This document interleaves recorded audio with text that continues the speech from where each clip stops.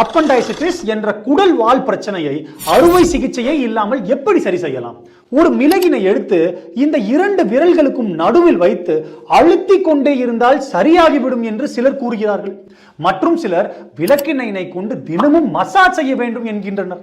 Appendix என்பது நமது பெருகுடலோடு லியூமன் என்கிற சின்னஞ்சிறு குழாய் வழியாக ஒரு வால் போன்று இணைந்திருக்கும் பகுதி.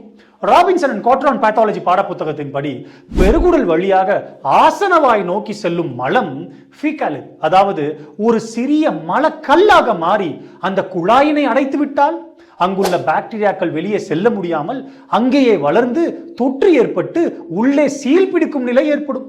இதுவே அப்பண்டைசிட்டிஸ்.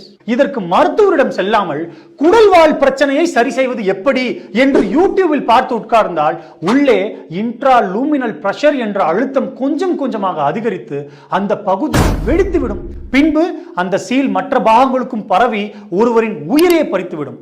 கால தாமதம் செய்ய வேண்டாம் நண்பர்களே, எந்த நேரத்திலும் இந்த ஆபத்து முற்றிவிடலாம். நன்றி.